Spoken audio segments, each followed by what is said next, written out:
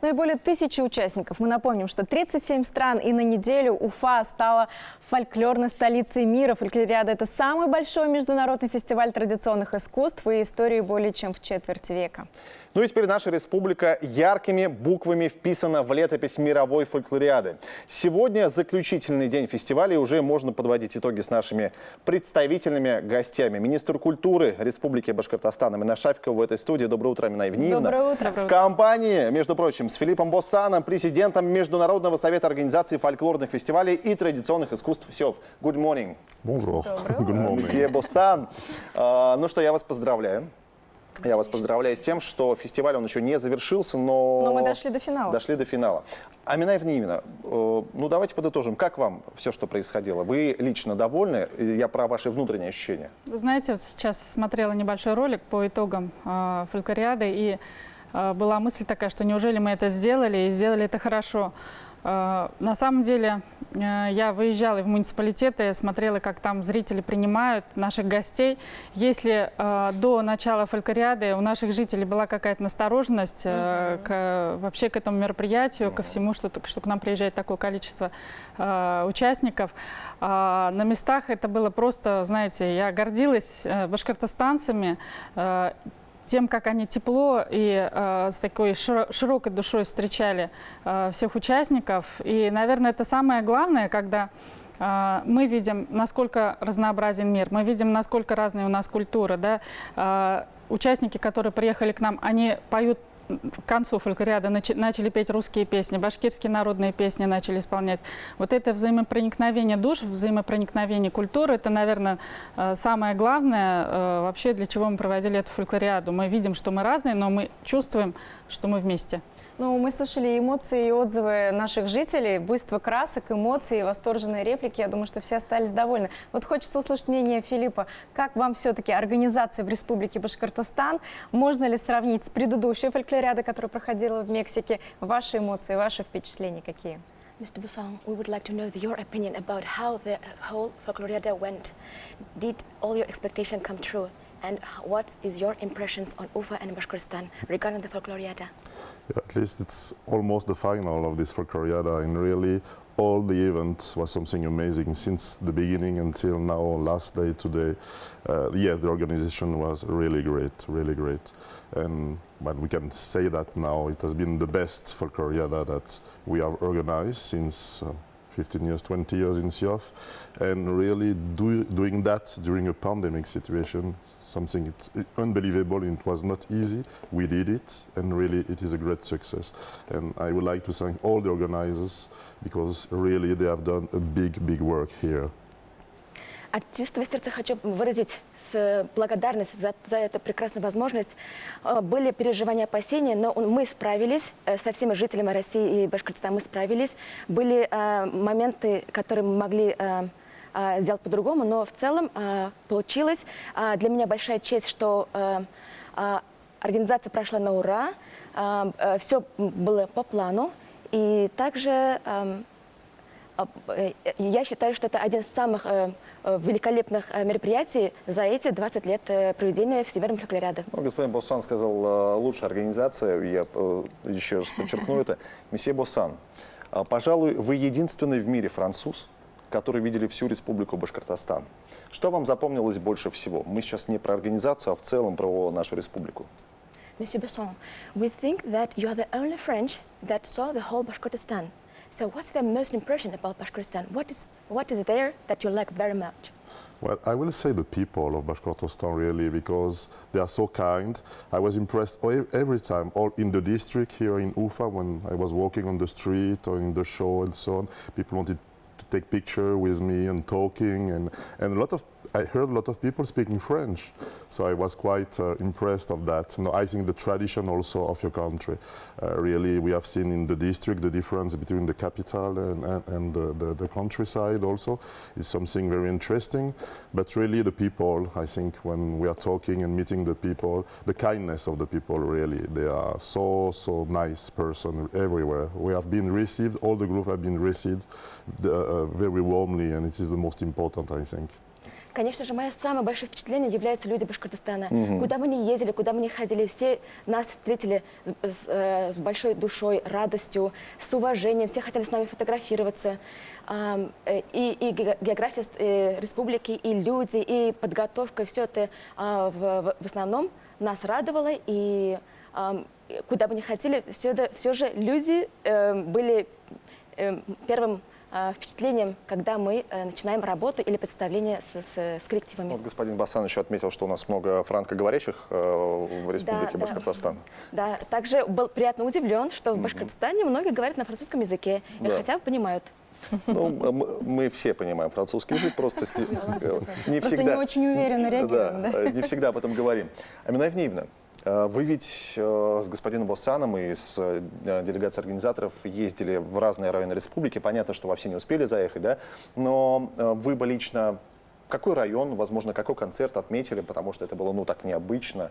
Может быть, какая-то особенная нотка гостеприимства была? Впечатлило вас больше всех? Вы знаете, очень сложно выделить тот или иной район, потому что все районы готовились очень, вот 2 года мы ждали, подготовка была очень хорошая, везде жители хорошо встречали. Вот сложно выделить, но лично меня как бы тронуло, когда в Нефтекамске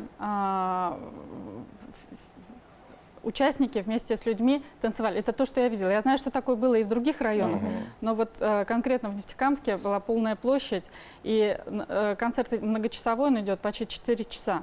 И на протяжении 4 часов люди стояли, люди не уходили, люди смотрели и встречали, и каждого встречали с таким откликом. И в конце мы танцевали все вместе. Ну, Нефтекамск такой молодежный город, да, там им только дай праздник, они, конечно же, поддержат любую инициативу. Что касается, ну вот Бурзянский район, он же такой, понимаете, он же такой очень спокойный, умиротворенный. Как тоже, там да, прошло мы всё? были, но люди тоже встречали по-своему, но тоже хорошо, тоже от начала до конца люди были, хотя там была невозможная жара. В Нефтекамске было полегче, но в Бурзяне было там плюс 32, вечером было ужасно, но люди все равно стояли, люди смотрели и встречали аплодисменты. Ну, вот мы видели видеоматериал, да, где нам показали голубого акбузата. Сразу отметим, что это не Бураевский район, а Бурзянский, да, и недалеко от Каповой пещеры. В общем, и там тоже были празднования. А в целом, если говорить о такой очень важной составляющей, о которой многие говорили, эпидемия, коронавирус, как у нас с артистами, много ли заболевших, потому что тут сейчас будут читать же, да, и говорить, вот зачем привезли. А не так много, да, оказывается? Знаете, не так много. Вообще у нас менее 1% заболевших. Нас спасло то, что более 80% участников приехали привитыми. Это к вопросу к тому, что нужно вакцинироваться. Я сейчас никого не уговариваю, просто я констатирую факт. То есть, если бы вот не было той вакцинации у участников, наверное, у нас число заболевших было бы больше. А тут, когда выявлялись внутри коллектива, допустим, какой-то заболевший, да, а мы смотрим, там почти 90% привитых, и тут вопросов нет. Мы наблюдали уже за теми оставшимися 10%, чтобы с ним было все хорошо. Ну, в общем, вот мы это прошли, я считаю, достойно и хорошо, и все коллективы сейчас планово планируют уехать, кроме тех, которые вот мы подлечим и отправим. Ну вот мне еще хочется узнать мнение о тех коллективах и артистов, которые приехали, которые впервые оказались там в России, в Башкортостане, увидели наши самые зеленые красивые районы. У них какие впечатления? Понятно, что они очень устали, потому что они колесят с южной до северной части нашей республики. Действительно, у нас есть чат, называется «Видео-впечатления». То есть все кураторы, все, кто что видит, все мы все туда скидываем. И когда вечером уже немножко время появляется, и смотришь, это действительно оказывается такой каждый день, он не похож на предыдущий, и все они яркие, и эмоции у всех, естественно, зашкаливают. Они устали, да, участники, но они никто не жалуется, они это все понимают, и они все говорят, что у нас удивительная, красивая природа. Всех удивляет то, что у нас столько много лесов, особенно те, кто выезжали в Заурале. Много лесов, много полей, такие территории огромные, что у нас огромные вообще республики, они понимают масштабы теперь России после того, как они поездили, поколесили по нашей республике. И то не до конца понимают, как мне кажется. Да. Но всех удивляет гостеприимство людей. Вы знаете, это же дорого стоит, когда участники за ужином вдруг встают и просят встать всех поваров, выйти всех поваров, и начинают посвящать им песни. Причем это было не в одной гостинице, это было не с одним коллективом. То есть настолько они благодарны нам, организаторам, вплоть до того, что вот они посвящали песни тем, кто их кормит. Господин Босан, дело в том, что в этой студии каждое утро мы встречались с артистами той или иной страны. Скажите, пожалуйста, по какому принципу выбирали коллективы, которые приехали на фольклориаду? Mr. Basson, we met different kind of folklore collectives here in the studio. Every morning they would sing and dance for us. So we were wondering, how you picked up all those collectives, on what terms? Well, you know, we have a lot of national sections in SIOF, and when we decided to organize this event in Ufa, all the national section selected the best group that they wanted to select here. So it was on their decision, but first we were looking also if the group can correspond in reality to the quality here, and I can imagine that all the public that you have seen, that all the group are totally different, but of very high level and good quality. It was the most important to present the best here in Ufa. В каждой стране есть свои национальные секции или национальные организации. Первым делом они проводили все эти конкурсы, фестивали, и они отобрали самые лучшие, которые отвечали и аутентичности, и традиционности. И после этого у них был общий показ, и только отобранные попали, получается, самый конец, финал фольклориады. Ну, в общем, мы собрали сливки своеобразные. Самых лучших со всего мира, Я хочется сейчас пойду на легкую провокацию. Дело в том, что сегодня мы узнаем, какая страна примет фольклориаду следующее. Возможно, господин Босан прямо сейчас нам приоткроет завесу тайны. Возможно. Я, конечно, не знаю, что это за страна. Да. We're wondering whether it will be possible to find out who will be the next country. We doubt that it's clear now, but we hope that there might be some kind of hint who will be the next country to accept Folkloriada. Unfortunately, with the COVID situation, we will decide really, and all my colleagues didn't know the answer yet, but we will decide to postpone it to 2025, 1 year more. It's each 4 years normally, but as we did it here, 2021. But we don't know yet, really. I've got some ideas because I think that we need to make it in another part of the world. We have to do it in Latin America, in Asia, in Europe. Maybe Russia, Bashkortostan, Ufa. Welcome, welcome. Now, the idea, as we are working, SIOF is working closely with UNESCO, and the idea is to work closely with the Arabic countries. So maybe we will try something with this part of the world. We will have to work a lot, but it is the idea, the objective maybe for 2025, for the next one. В связи с событием, которое окутало нас в связи с ситуацией с пандемией, нам сегодня очень трудно определить, какая страна будет следующая, которая сможет принять фольклориаду, но мы решили, что следующее решение будет принято, то есть следующая страна примет в 2025 году, и в течение этого времени мы определим, надеемся, что определим, какая страна примет. А на сегодня боимся, что никаких конкретных... Ну, гарантий дать не могут, да, это понятно. Итак, у нас сегодня церемония закрытия. Мы прощаемся с фольклориадой. Эмир Кустурица уже в Уфе, будет большой саундчек и там церемония закрытия. Ну, может быть, мы скажем, что будет интересным, кроме Эмира Кустурицы. Будет ли держаться вот эта линия, которая была рождена на открытии? Птицы, вот эти жар-птицы и так далее. Что будет именно? Расскажите, пожалуйста. Ну, вы-то видели. Надо сказать, что все коллективы наконец сегодня в Уфе. Да. Они вчера ночью последние приехали. У нас мы начнем с утра, все приедут фотографироваться. Это будет тоже ярко красочно, это будет утром. Это во сколько? Давайте это сразу. В 10:30. Если будут желающие всё. прийти Можно посмотреть же вот на все посмотреть. это многоцветие, в костюмах можно прийти в 10:30 в амфитеатр Конгресс-холла. Но сама программа начнется в 5 часов. Это будет полет русских витязей. Они прилетают сюда к 50-летию нашего предприятия УДК УМПО, но они хотят поприветствовать также участников фольклориады. Это в 5 часов вот с такого знаменательного события начнется. Впервые вообще витязи будут летать над Уфой. Главное, чтобы наши участники не поняли, что это не военное учение. Они все предупреждены, они знают.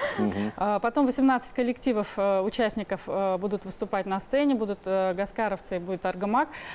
Потом будет небольшая такая официальная, но очень важная часть.